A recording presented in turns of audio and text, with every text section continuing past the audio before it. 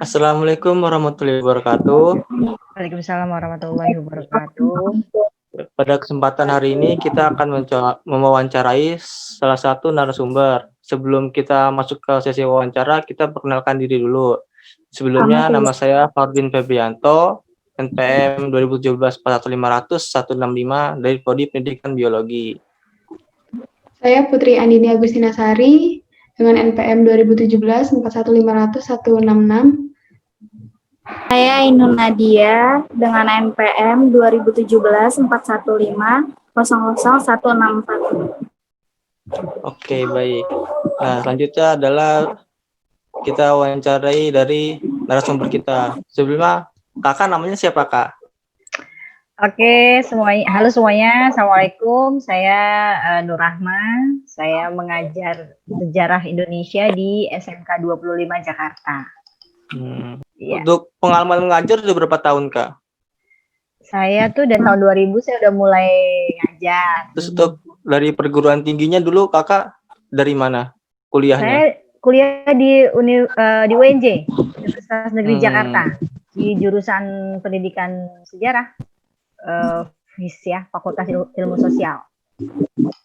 Oke, terima kasih Kak. Oke, langsung aja ke pertanyaan pertama. Itu ada yang apa sih yang kakak tahu tentang teori evolusi gitu, Kak?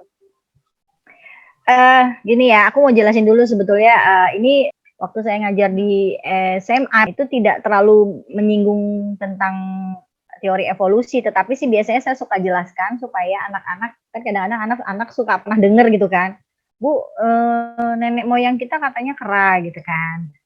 Nah itu makanya saya jelaskan bahwa memang ada salah satu teori yang dikemukakan oleh Charles Darwin itu ya, yang menurut saya itu yang paling populer sih sebetulnya, karena memang itu si Darwin itu yang mempopulerkan itu gitu loh ya, bahwa dikatakan bahwa sebenarnya juga ada salah persepsi kan, bahwa sebetulnya bukan manusia bukan berasal dari kera gitu kan, tetapi kalau lihat dari strukturnya kita ini sepupuan lah bahasanya, kita memiliki nenek moyang yang sama, tetapi kalau saya ngomong garis evolusinya berbeda antara kera dengan manusia gitu ya. Kemudian ada yang namanya missing link itu. Missing link itu yang antara perubahan dari kera dengan ke manusia si missing link. Tapi oleh beberapa ahli dianggap bahwa Pithecanthropus erectus itu sebagai makhluk yang missing link itu gitu ya. Karena dia kan secara otak dia belum sempurna, tetapi struktur tubuhnya dia sudah mulai tegap seperti manusia, tetapi otaknya belum mencapai 1000 cc ya, kalau yang normal kan dia baru hanya sekitar 900 cc, jadi sudah mulai cerdas tetapi belum sempurna kayak kita. Itu sih yang saya pahami tentang teori evolusi. Baik, lanjut aja ke pertanyaan yang kedua. Kalau teori evolusi kan itu berkaitan ya sama Lamarck, Darwin, dan seleksi alam. Nah, apa sih yang Kak ketahui tentang Lamarck, Darwin, sama seleksi alam? Ya itu tadi yang aku udah jelasin ya tentang Darwin. Kalau Lamarcknya saya nggak terlalu ini ya, nggak pernah belajar. Tapi kalau yang Darwin tadi kan ya, memang teori evolusi itu tidak bisa dilepaskan dari Darwin gitu loh. Terus kemudian yaitu salah satunya nanti seleksi alamnya kan, bagaimana makhluk itu menyesuaikan dengan kondisi geografisnya. Kadang saya suka ngebayanginnya juga gini ya, oh iya bener ya, manusia orang-orang yang ditinggalnya di yang daerah tropis misalnya gitu kan. Kan secara struktur tubuhnya kan berbeda dengan orang-orang yang hidup di 4 musim. Gitu kan. Ya seleksi alamnya itu ya tadi kan perubahan penyesuaian tubuh makhluk-makhluk ini ya, yang tadinya kan diawali dengan makhluk-makhluk kayak melata, kemudian gitu kan, ikan. Saya lupa sih gambarnya, kemarin saya cari bukunya kemana ya, itu bukunya Darwin saya punya. Gitu loh, jadi ada perubahan-perubahan makhluknya itu sampai kemudian jadi seperti sekarang ini ya, makanya seperti reptil-reptil itu kan, reptil-reptil juga mengalami perubahan-perubahan. yang mulai dari ikan kemudian dia jadi berkaki gitu kan, terus kemudian berevolusi lagi menjadi apa, itu yang saya pahami itu seperti itu. Tapi kalau untuk manusia saya selalu bilang itu pokoknya dia berbeda lah dengan kera, bahwa kita tidak berasal dari kera gitu. Kita hanya kebetulan garis gennya itu garisnya sama tapi kemudian berpecah ya, kalau bahasanya sepupuan lah tadi kalau saya bilang. Gitu ya, itu ya pendapat saya. Ya, untuk pertanyaan ketiga, adakah keuntungannya jika kita mempelajari teori evolusi ini menurut Kakak? Ya sebenarnya untung nggak untung ya, namanya kalau ilmu pengetahuan itu kan ya, kalau kita merasa itu baik silakan diambil, kalau enggak ya udah kan gitu ya. Tapi saya sih kalau, makanya tadi saya bilang kalau saya mengajarkan sejarah, saya ngomongin praaksara, saya ngomongin manusia purba, ya saya kasih pengantar sedikit tentang tadi ya, teori Darwin sedikit, tetapi pada akhirnya kita kembali lagi nanti, ini namanya ilmu pengetahuan, semuanya bisa berubah ceritanya kalau ditemukan fakta-fakta dan bukti-bukti yang baru. Selama bukti-bukti yang baru belum ada, selama teori yang baru belum ada, maka inilah yang dijadikan dasarnya, saya bilangnya gitu. Dan kembali lagi kepada kepercayaan kita, silahkan kalau mau menggunakan, kalau enggak juga enggak apa-apa. Itu saya. Oke, lanjut Kak ke pertanyaannya keempat. Kan Kakak kan belajar guru sejarah nih. Menurut Kakak tuh manusia purba itu gimana sih, atau apa sih Kakak katakan tentang manusia purba itu? Manusia purba itu manusia kan yang makhluk lah ya. Jadi kan kita belajar tentang bagaimana sebenarnya ini kan dari dasar keinginan tahuan manusia kan, kalau belajar filsafat tuh kalian kan. Kita tuh dari mana sih, siapa kita berasal dari mana gitu kan. Nah, itulah yang kemudian melahirkan ini manusia itu sebenarnya dari mana sih? Keingintahuan kita terhadap asal usul kita itu kan kemudian melahirkan itu kan. Sebenarnya Darwin juga dasarnya dari sana gitu.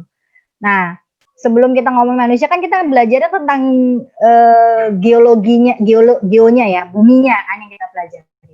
Bagaimana pembentukan bumi pertama? Pasti kalau udah bumi kita akan mikir makhluk pertama apa yang ada di bumi ini. Nah, jadi ketika lihat perkembangan bumi didasarkan dari temuan-temuan loh ya, ini kan bukan cuma ngomong kosong memang.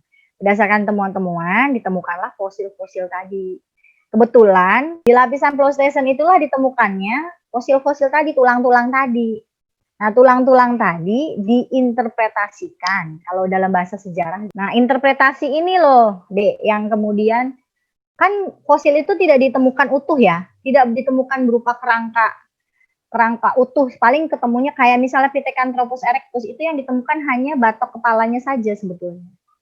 Nah, tetapi dari lekukan kepala itu diinterpretasikan, didesainlah gambar tubuhnya, diperkirakan dengan kepala kan, ya itulah manusia kan, dia bisa mereka-reka ini kepala, kalau kepalanya segini, oh badan struktur tubuhnya. Terus ada juga kayak misalnya ada yang ditemukannya tulang kaki misalnya gitu kan. Oh dengan tulang kaki tulang paha segini, kira-kira panjang kakinya akan seberapa ya gitu. Jadi sebetulnya itu sih hasil interpretasi gitu. Nah, makanya tadi karena dia ditemukan di lapisan tanah sebelum lapisan yang kita injek-injek sekarang, berarti kan kemungkinan besar memang mereka hidupnya sebelum kita. Nah, itulah interpretasinya seperti itu.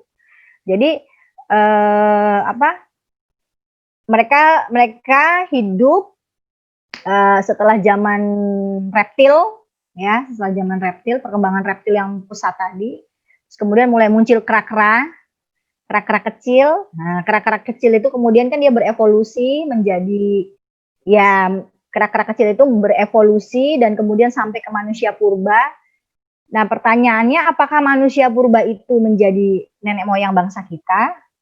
Jawabannya adalah tidak. Karena kita bukan berasal dari jenis mereka. Yang orang Indonesia itu justru datangnya yang dari dua gelombang, Proto Melayu dan Dutro Melayu. Yang asli penduduk Indonesia itu yang orang Melanesia itu yang dianggap sebagai penduduk awal asli Nusantara. kita ini semuanya pendatang, nenek moyang kita ini pendatang yang berasal dari Yunan itu, Yunan Cina Selatan itu.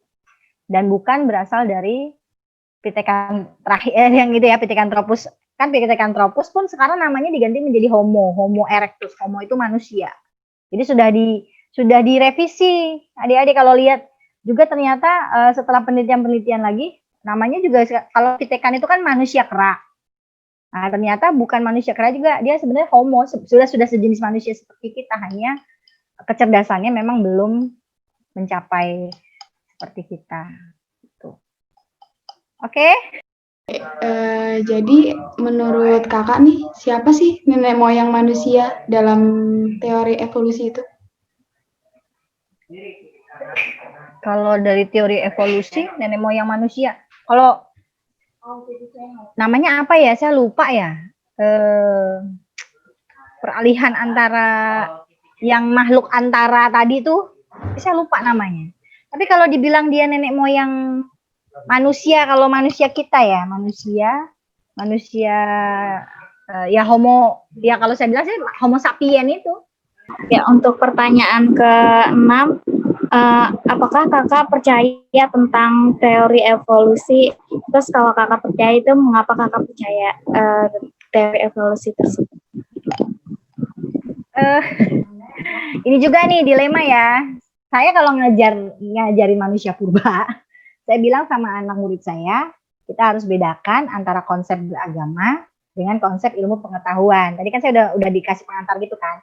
Ilmu pengetahuan itu berasal dari temuan-temuan yang sudah diteliti gitu ya, dihipotesis, diteliti, kemudian dan diyakini dan disepakati, inilah teorinya. Tapi kalau agama itu kan adalah keyakinan asalnya.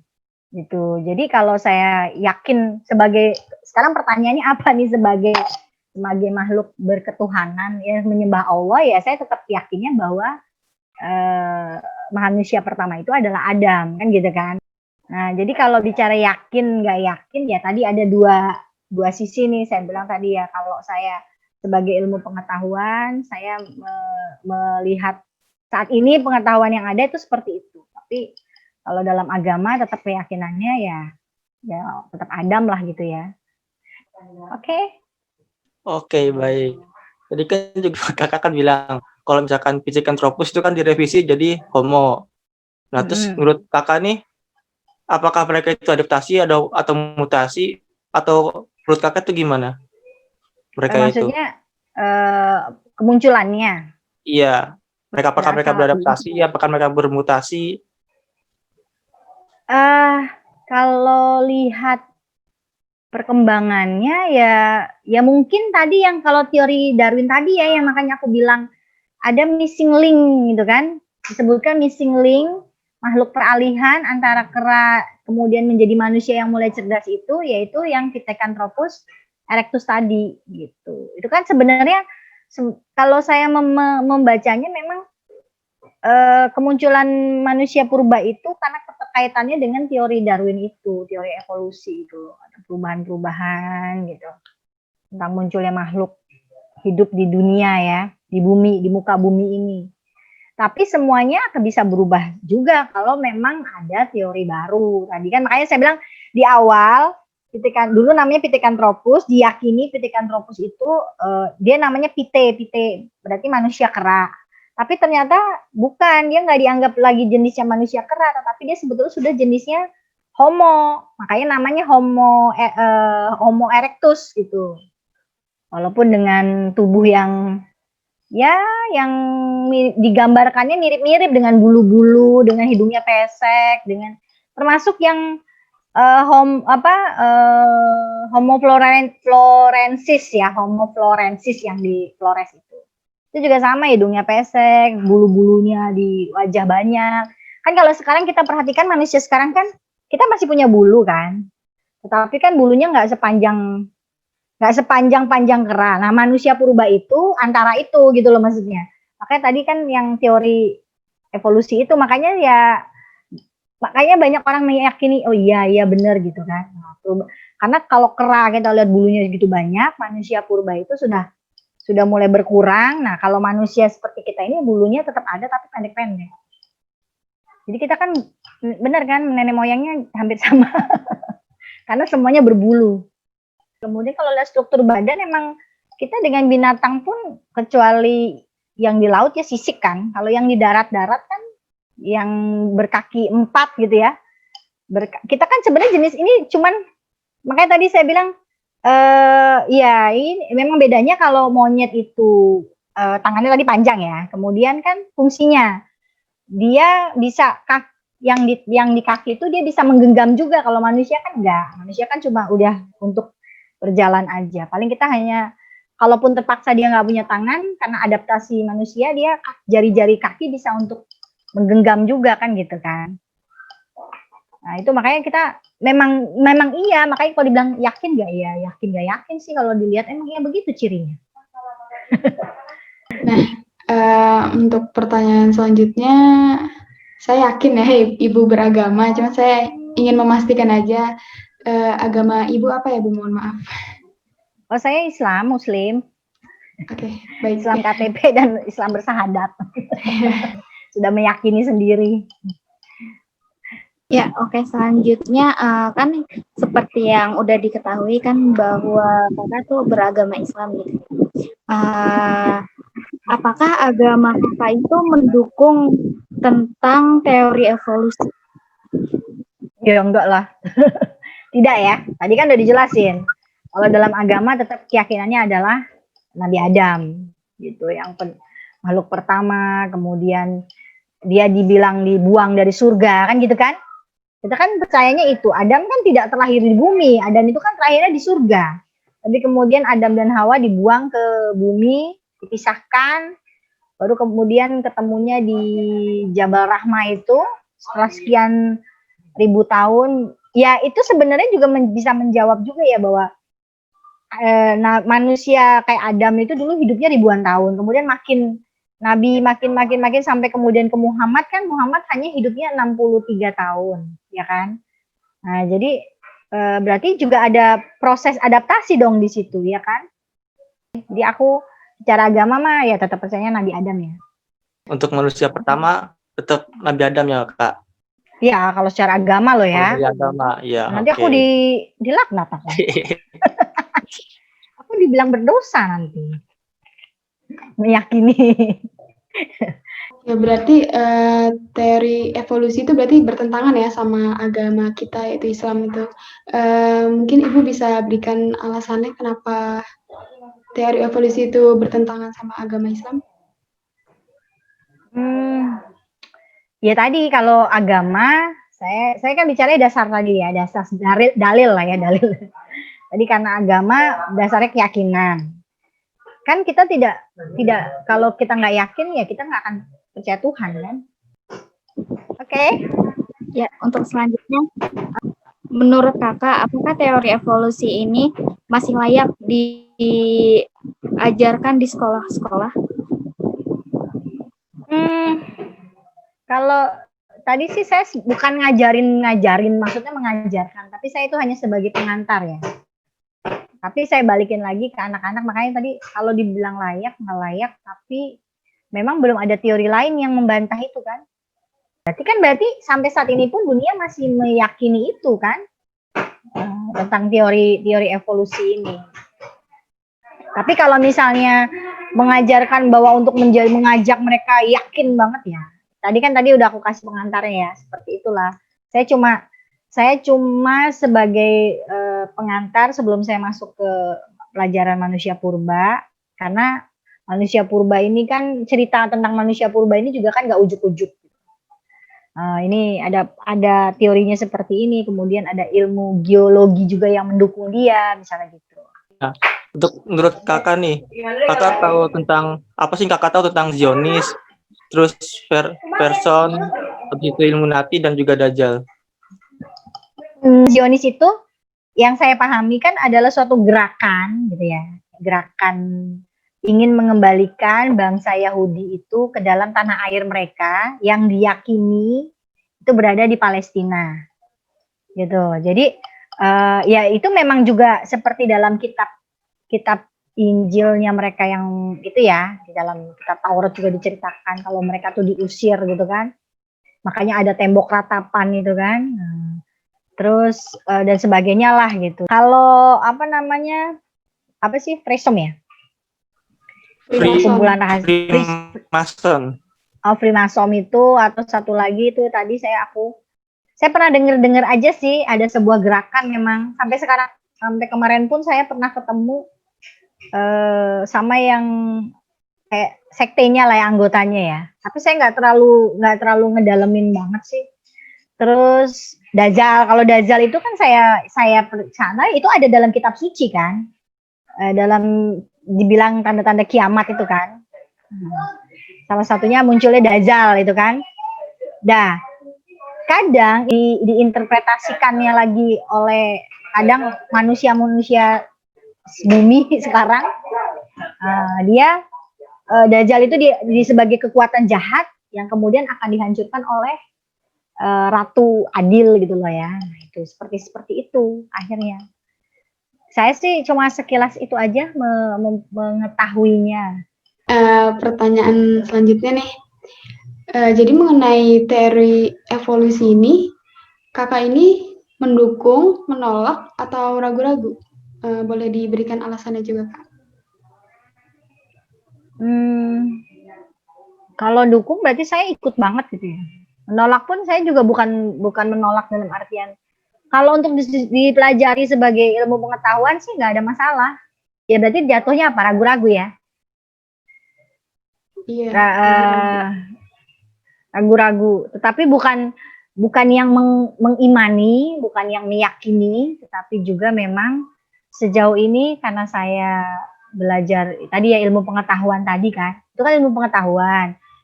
Sampai saat ini belum ada ilmu pengetahuan lain yang membantah tentang teori evolusi ini, makanya itulah yang masih saya pelajari gitu loh. Tapi juga tidak meyakininya juga 100% kalau secara konteks agama. Itu jawabannya gitu aja. Jadi sekedar untuk pengetahuan nggak apa-apa gitu, asal nggak ya, meyakini gitu ya. Ya, tetapi tidak meyakini dalam hidup saya gitu loh, bahwa ya kalau kayak gitu kan ceritanya juga bertentangan tadi kan dengan si Adam itu kan. Ya, untuk pertanyaan selanjutnya, menurut kakak mengapa teori evolusi khususnya mengenai evolusi pada manusia masih dipelajari sampai sekarang? Pertama ya tadi belum ada teori pembandingnya lagi. Walaupun sekarang sudah banyak juga orang meneliti tadi ya tentang genetik gen, makanya itu yang kemudian melahirkan bahwa makhluk pertama di Nusantara itu adalah kelompok Melanesia. Ada sih sebenarnya ada beberapa teori lagi, cuman memang belum terlalu mencuat banget gitu. Jadi sebetulnya sudah mulai ada sih pembandingnya. Oke Kak, lanjut lagi. Menurut Kakak nih, apakah kita boleh mengajarkan atau menjelaskan teori yang bertentangan dengan agama kita yang kita anut gitu? Terus menurut Kakak, apa sih alasannya gitu? Kalau saya sih boleh-boleh aja kan, kita kan sekolah itu kan tempatnya, menurut saya sekolah itu adalah tempat berdiskusi ya, karena apalagi zaman sekarang tuh bukan lagi satu arah, tetapi harus ada dua arah.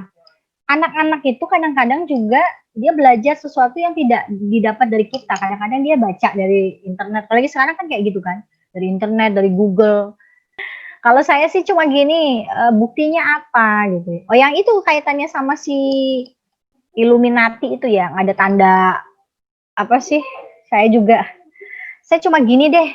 Pertama, kalau orang belajar sejarah, pasti hidupnya akan kritis yang pertama.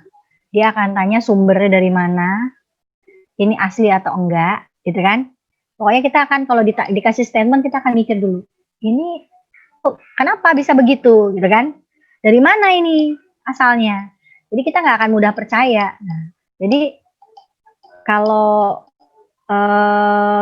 jadi kadang-kadang pengetahuan yang kadang sebenarnya dianggap menentang agama pun, kalau memang didiskusikan dan kita bisa apa ya bisa menjelaskannya nanti ya kepada siswanya, ya nggak apa-apa juga gitu loh ya. Jadi makanya saya bilang saya kalau entah itu pengetahuan dan agama pun sama. Jadi kita tidak terjebak dalam apa ya?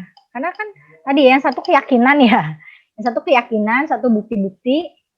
Nah, bukti-bukti ini kalau memang dia ada teori baru ini bisa dipatahkan. Keyakinan pun juga sama. Kalau memang ini sekiranya melenceng, karena kan sekarang juga banyak kan ajaran-ajaran juga yang ternyata misalnya nabi palsu gitu kan. Kemudian hadis-hadis palsu. Nah itu, karena kita perlunya berpikir kritis itu kan itu, mengkritisi itu. Itu, Say. Oke, pertanyaan yang terakhir nih, Kak. Bagaimana cara Kakak menjelaskan teori evolusi, khususnya itu evolusi pada manusia ya, ke peserta didik Kakak?